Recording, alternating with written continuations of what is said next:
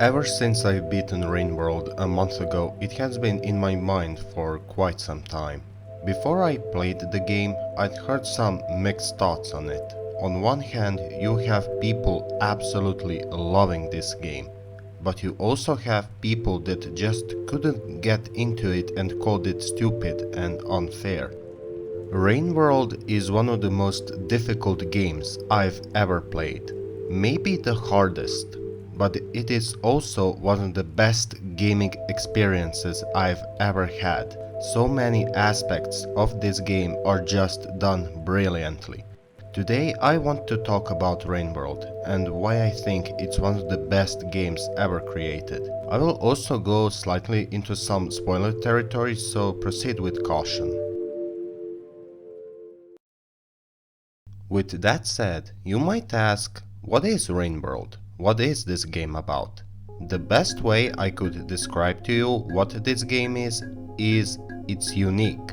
It's unlike anything I've played. You play as this small slug cat who has been separated from his family in a storm and now is in a dangerous environment full of predators that will hunt you down, and your goal is to try and survive. One of the first things I want to talk about in this game is the difficulty and controls. And this is something that critics bash the game for being too difficult, unfair, and for having terrible controls. How special it could have been. Beautiful environments, incredible animations, and enticingly hazy mechanics are fantastic, but the sheer cruelty of how it's paced out transcends challenge and becomes an unwanted trial. Rain World isn't afraid to put you in unfair situations. It happened to me way too many times. And the game doesn't tell you where to go or what player should do. The only thing game tells you is the controls and the rain mechanic, and nothing else. So that means the game is bad, right?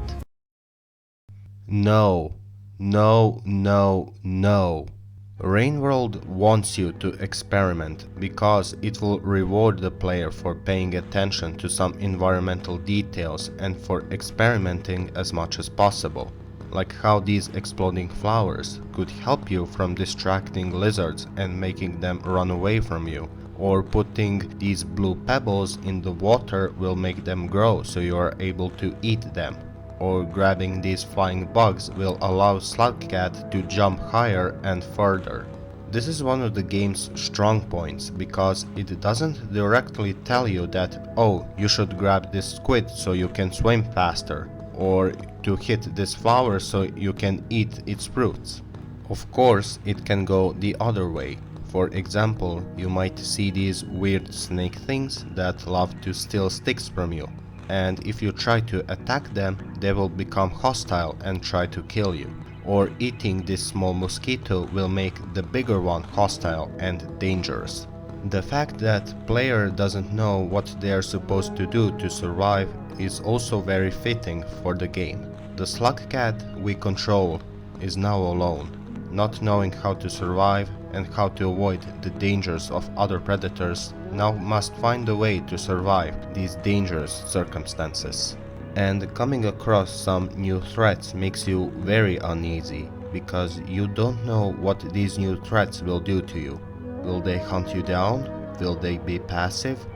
Or something else? When it comes to the movement system, it can take you some time to get used to its controls, but it makes it more satisfying once you get used to them. But what makes it more fascinating is what you can perform with these controls, like a backflip, roll, slide, and so much more. And the game doesn't tell you that you can do these things. It is yet another thing that is heavily rewarding for the player to help them with exploring this world. Now, I mentioned in the beginning about the difficulty.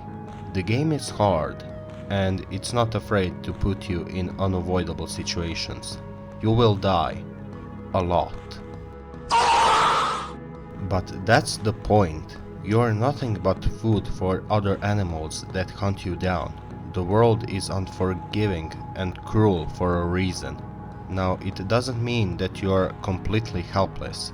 Like I said, if you are experimenting as much as possible, you will learn how to deal with these encounters with dangers, maybe outsmarting them or trying to fight against them. or distracting them, or even turning some into your allies if you figure out how to do it.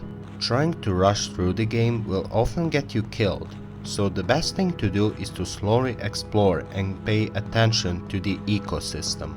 Another important mechanic in Rain World is, well, the rain that will start falling when the time runs out. This mechanic means that you must find a shelter where you will rest at. However, to rest at these shelters, your hunger bar must be at least up to 4 points, or 3 depending on the difficulty you've chosen to play this game. And successfully resting at these shelters will increase this meter of symbols, which allows you to go to the next area you want to go, but dying will make this meter go down. At first glance, this seems like a stupid and annoying system if you're trying to rush to the next area as fast as possible. However, if you've explored the area that you are currently in, you know where to find sources for food and how to safely get to it while avoiding the dangers in this ecosystem. I mentioned the ecosystem quite a few times, and that's because there is a reason for that. This is one of the most impressive ecosystems I've seen in a video game, and what makes it so good is the behaviors of the animals in this game, which leads me to the next section I want to talk about the world design and its masterfully crafted AI.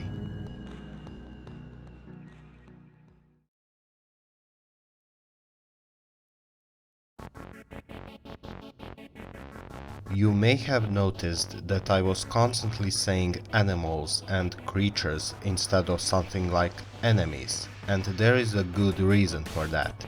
I was referring to them as animals and not enemies because that's what they are, animals that are scavenging around trying to find food or chasing other animals, or are just chilling.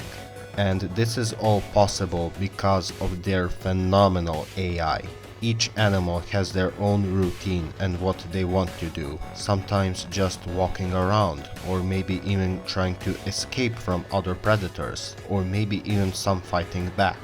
To give you some examples of this fantastic AI, I'll go through some of the animals and talk about them. The first predator everyone will encounter are the lizards. There are many types of lizards in Rain World: green, purple, yellow, cyan, blue, invincible, blind, the fearsome red lizards, and other types that I haven't mentioned, and each of them has a very unique quirk to them. For example, green lizards, while dangerous, can be easily avoided by just climbing on the ropes because they are heavy and can't climb, but the same cannot be said for pink variants, who can easily climb on the walls and ropes trying to hunt you down. But my favorite type of lizards are the yellow ones. They hunt you down in groups, and the leader will have longer horns so that he stands out among them. And if you manage to kill the leader of yellow lizards, the other lizards will stop hunting you down accordingly and will start going around without direction. Lizards will also sometimes start fighting each other over territory or food, making them even more interesting. You can even tame them and they'll start following you around wherever you go. The other animal I want to talk about are the scavengers, and this is the best example of how good the AI in this game truly is. Scavengers are always found in groups as they go around collecting food and hunting down other animals. They will also sometimes try to attack you if they see you as a threat. For example, if you come to them with a spear in your hand, they will view you as a threat and will start attacking you. If you don't have a spear, they can still hurt you and try to kill you. To know if they will attack you, you must pay attention as to how are they acting. If they start waving their arm with a spear in their hand, it means that they are warning you if you try to go past them. However, if they start waving their arm without holding the spear, it means that you are allowed to go past them. You can also give them pearls to show them that you are friendly and not a threat. If you help scavengers against other predators, they will see you as a friend and will start following you and helping you around. But if you start killing them, every single scavenger in that area that you are in will try to kill you. While the scavengers and lizards can be befriended in some way, the same cannot be said for the most dangerous predator in Rainworld, the vultures. Whenever you are exploring the terrains of Rainworld and you start hearing the sound of gas leaking, it means that they saw you and now you must hide from them. But what makes vultures so terrifying besides being able to kill you by just grabbing you is that vultures don't have their natural predators aside from maybe Leviathan. They don't just hunt you and some other small creatures. They will also go after lizards and carry them away to devour them, making them even more menacing. You may try to fight them back, but you will soon realize that it's not helpful at all. And for last, I want to talk about my personal favorite creature in Rainworld, Daddy Longlegs. Previous creatures looked like animals, while this thing can even hardly be called an animal. It looks something like it shouldn't exist, yet here it is, roaming around, dragging its long tentacles to try and grab something so that they can bring it to their mouth and eat them. Of course, these are not the only animals you'll be encountering, but I wanted to give you some examples of a fantastic AI this game has. As for the world itself, it is also done phenomenally. The art direction is simply beautiful and full of details, and the areas themselves are memorable and unique in some way and very well designed. Most of them. Areas like shorelines, underhang, outskirts, farm arrays, garbage wastes, and many others are some of the most well designed and memorable areas in this game. When you hear a word Citadel, the first thing that comes to your mind is a beautiful city filled with life and joy and happiness. While this is the Citadel in Rainworld. Dark, cold, lifeless place that is now filled with spiders and scavengers that are also exploring this decrepit and dying place. My favorite zone in this game has to be the exterior. I love the creatures that are in this area, and going around with this worm that can act like a hook was a lot of fun. The most memorable moment for me, however, in this game has to be getting to the wall. Visually, it is the most stunning and beautiful place in this game, and the music that plays there when you enter makes it even more memorable.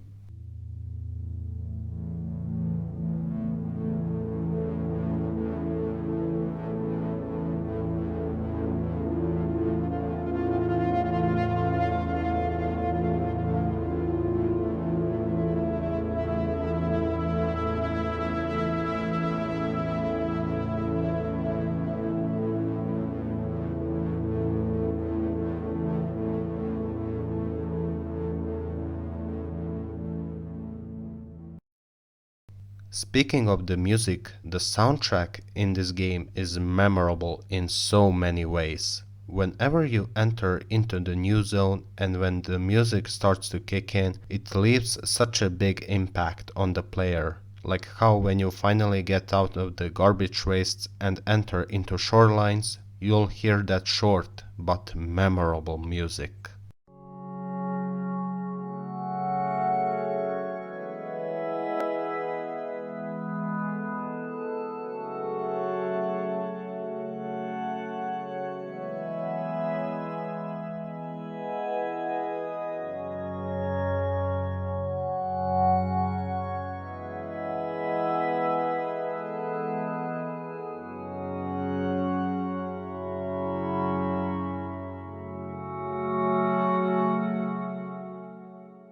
It honestly reminds me a bit of Hyper Light Drifter soundtrack, which, by the way, that game is also phenomenal. It's not just those soundtracks that are memorable, but also the ones that play when you are attacked by a predator, making it truly a life or death situation.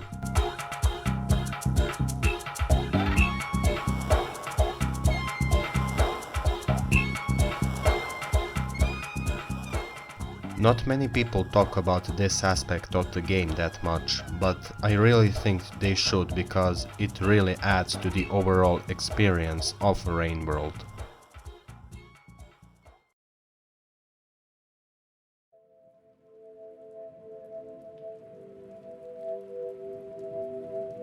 The game isn't without some problems. The camera is always stationary, meaning that when you go perhaps up, there might be a lizard just waiting there without you knowing that it was there to begin with, leading to your death. And while it is visually incredible, 5 Pebbles' unfortunate development is definitely the weakest area in this game.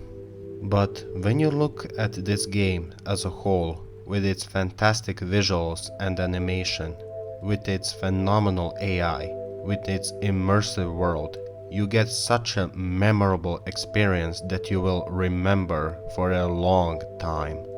Rain World is a masterpiece of a game, and to anyone that hasn't played this game, I only have one thing to say. Please play Rain World.